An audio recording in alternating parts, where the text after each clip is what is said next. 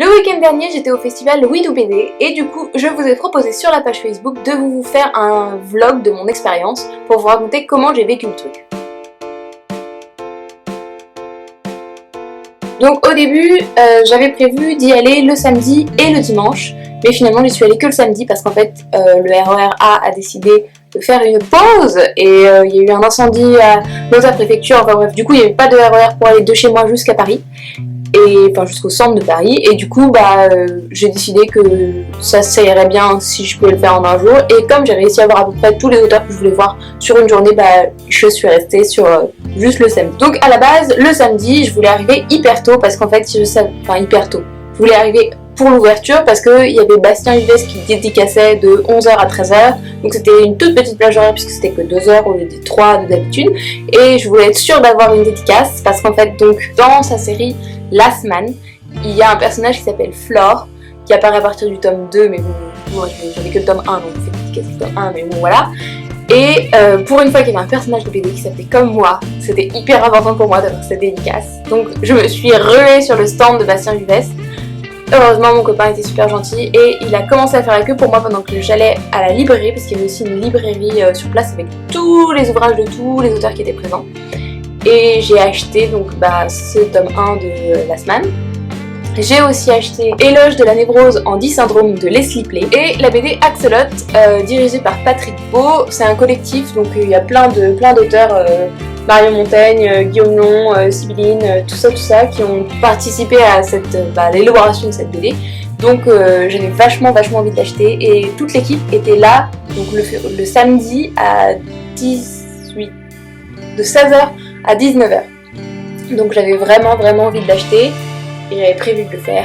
Et donc voilà. Du coup, comme il y avait toutes les BD de tous les auteurs qui étaient présents, il y avait un choix de ouf et j'ai dû un petit peu fermer les yeux pour juste acheter ce que j'avais prévu d'acheter entre guillemets, parce que il y avait tellement de trucs cool que c'était trop dur, c'était très dur, on va pas se mentir, voilà. Donc on a commencé à faire la queue pour Bastien Uvès et on a attendu donc jusqu'à la fin en fait, de sa dédicace, puisqu'on a été dans les derniers à avoir un dessin. En fait il était 13h et il devait arrêter et c'était juste à nous. Et du coup je lui ai dit s'il vous plaît, j'ai fait mes yeux les plus implorants pour qu'il me fasse la dédicace et il m'a fait, mais le mec en 30 secondes il m'a sorti un truc. Mais c'était ouf, c'est trop beau ce qu'il m'a fait. Il m'a dessiné donc Flore et il m'a marqué pour Flore, bisous Bastien. Du coup j'ai pas trop parlé avec lui puisqu'il était hyper speed, mais je sais qu'il a beaucoup parlé avec les autres gens qui sont venus le voir, les personnes avant, ils ont beaucoup parlé avec lui. C'est d'ailleurs pour ça qu'il prenait tout son temps et qu'il leur faisait des dessins de ouf. Donc je pense que j'aimerais bien le revoir en dédicace parce que ça a l'air assez sympa. Ensuite j'ai fait la queue pour Myrion Mal. Donc Myrion Mal c'est une auteure BD, une blogueuse BD que j'ai rencontrée, que j'ai découverte grâce au site mademoiselle.com, encore eux, et qui proposait en échange d'un objet moche un petit cadeau. Et du coup je lui ai offert des lunettes de piscine pour enfants roses, et en échange j'ai eu donc une proposition de scénario pour Jean-Claude Van Damme contre le magicien. Elle vendait aussi son livre, mais j'avais plus d'argent pour l'acheter et j'étais un peu dégoûtée parce qu'il avait l'air top. Il coûtait je crois à 7€. Et c'était vraiment une belle personne, ça m'a fait vraiment plaisir de la rencontrer, de parler avec elle, elle était vraiment top, elle s'est intéressée à ce que je faisais, elle a dit qu'elle irait voir mes chroniques, elle m'a posé plein de questions, elle était vraiment super cool et j'étais hyper contente de la rencontrer. Et en plus elle m'a dédicacé sa proposition de scénario, elle m'a fait donc ce dessin qui est super cool. Je sais pas trop si ça la représente elle, parce qu'elle a un peu la même coupe que moi, ou si ça me représente moi, ou si ça représente une fille qu'on ne connaît pas. Mais en tout cas, j'aime beaucoup son dessin et j'aime beaucoup cette fille musclée. Ensuite, j'ai fait la queue pour Digli. Donc Digli, c'est un peu une superstar de la BD blog pour filles. Quand j'étais petite, enfin quand j'étais petite, quand son blog a démarré, enfin a commencé à être un peu connu, j'ai commencé à la suivre, donc maintenant ça fait 4-5 ans, un truc comme ça. Enfin bon bref, du coup j'ai commencé à la suivre et j'ai acheté ces 2 BD qu'elle avait sorties à l'époque, donc Confession d'une glitter addict et l'autre Autobiographie d'une fille gaga, et elle a sorti plus récemment Forever Beach. Ce que j'aime beaucoup avec Digly, c'est que elle a vraiment évolué, on a vraiment vu une évolution entre le début de ses publications et de son blog, quand elle a été publiée, même dans Confession d'une glitter addict, et ce qu'elle fait maintenant sur son blog n'a plus rien à voir, enfin pas rien à voir puisque c'est la même personne, mais on sent qu'il y a eu une véritable évolution et j'ai eu l'impression d'avoir évolué autant qu'elle.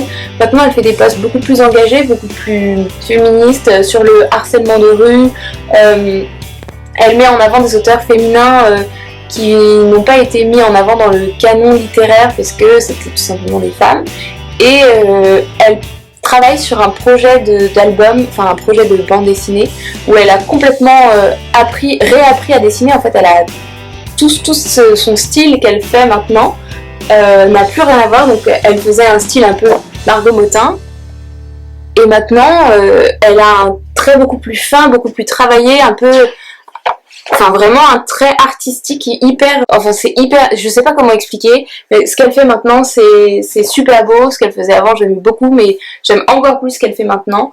Et pareil, c'est une super belle personne. On a parlé du coup pendant sa dédicace et je lui ai parlé de ce que je faisais. Elle m'a encouragée, elle m'a dit que c'était génial et qu'il fallait que je devienne une libraire BD si j'avais envie de faire, même si les 3 quarts des gens disent que on gagne pas sa vie en étant libraire BD et qu'il n'y a plus de place dans le métier, que machin. Moi j'ai vraiment envie de faire ça et du coup elle m'a encouragée, ça me fait vraiment plaisir d'avoir un retour positif. Ensuite, j'ai rencontré Fabien Toulmé, l'auteur de Ce n'est pas toi que j'attendais. C'était vraiment une super belle rencontre aussi encore. Enfin, de toute façon, il n'y a aucun auteur qui m'a dit de m'en aller. mais vraiment, il était hyper touchant. Donc, il m'a fait un super beau dessin. Pareil, je lui ai parlé de mes chroniques. En fait, à chaque fois, il te demande ce que tu fais dans ta vie. Donc, moi, j'ai raconté que j'étais en master de librairie. Pour ceux qui ne le savent pas, je suis en master de librairie et je voudrais être libraire BD, et du coup je parle naturellement de ma chaîne YouTube, enfin ça vient dans la conversation quoi.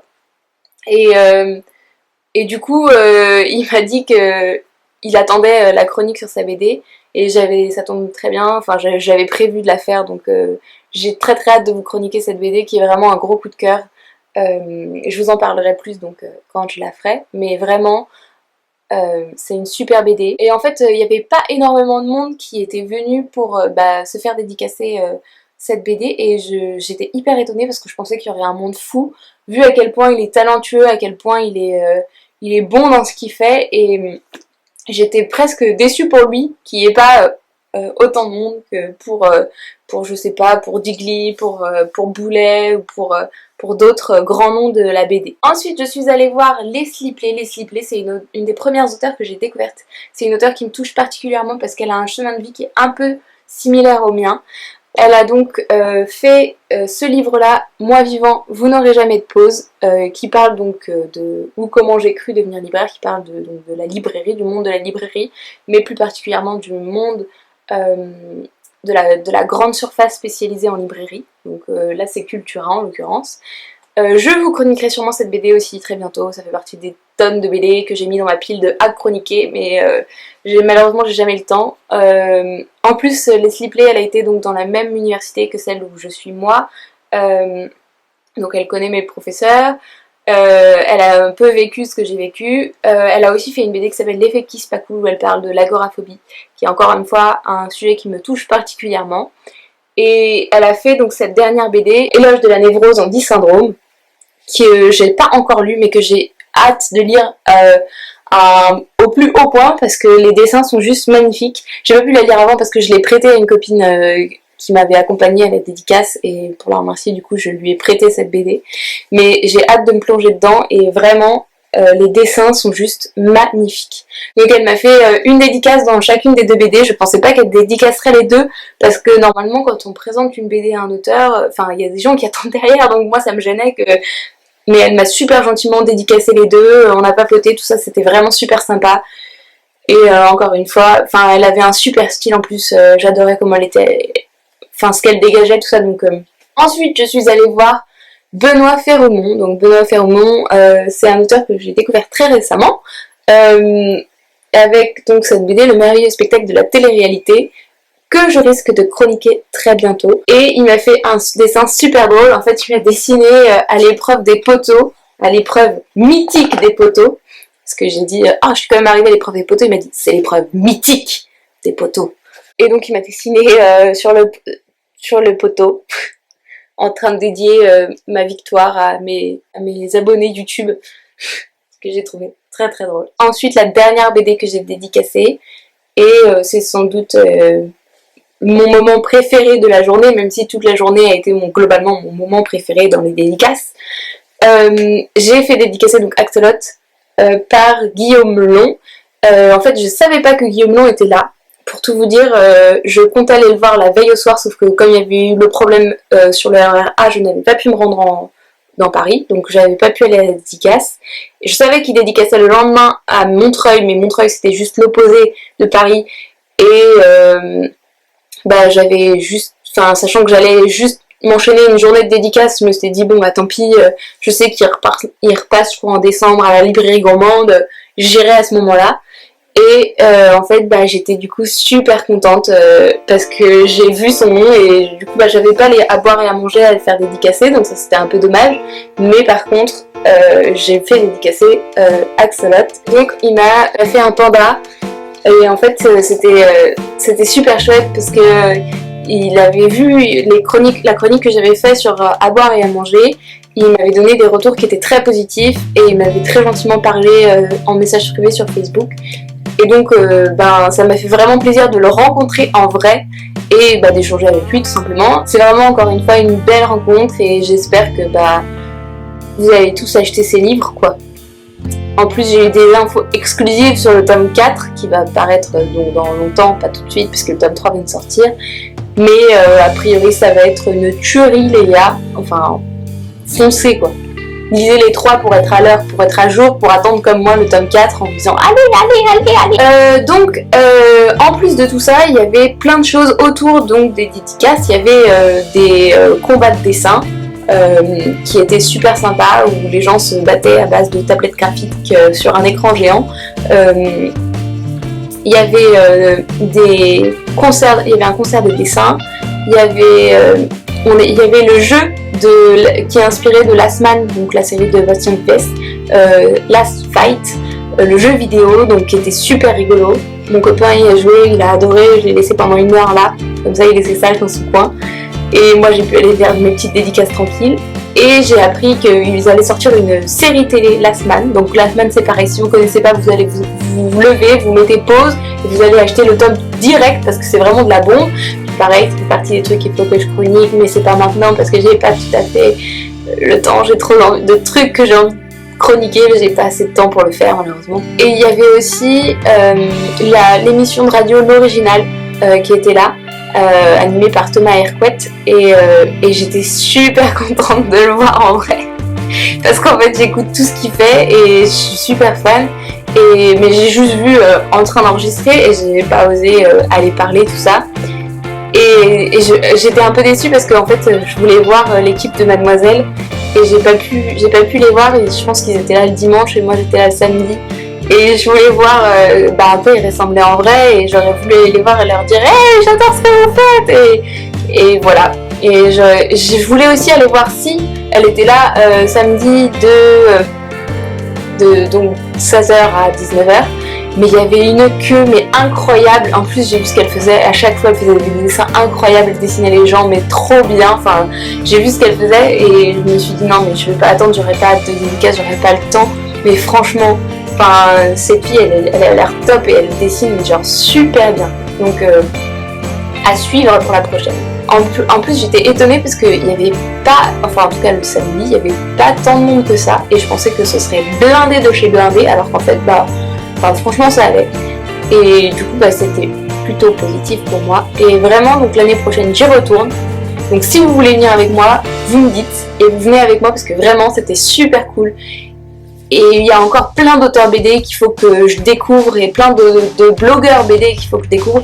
En plus, j'ai pas eu des dédicaces de Boulet et ça, c'est très très très triste. Bon, il y avait à peu près 10 heures de queue, mais en plus, il y avait Maliki qui vendait en avant-première son tome 7. Donc il y avait pareil une queue incroyable, donc ceux-là, j'ai pas pu les voir du tout. Et la prochaine fois, il faut que j'y aille, mais rien que pour ça, que je fasse 10 heures de queue et voilà. Donc voilà, je suppose que vous savez tout maintenant sur mon expérience au Festiblog. J'espère que cette vidéo n'aura pas été trop longue parce que j'ai parlé pendant 10 ans, j'ai l'impression. Et je sais pas trop comment je vais réussir à monter ça parce que j'ai pas du tout l'habitude. Donc bah je vous dis à dimanche pour ma prochaine vidéo. Et puis n'hésitez pas à me dire si vous y étiez, si vous avez vu des auteurs, si c'était bien, si ça vous a plu, tout ça. N'hésitez pas à partager, tout ça. Enfin, comme d'habitude quoi. Allez, à bientôt, ciao!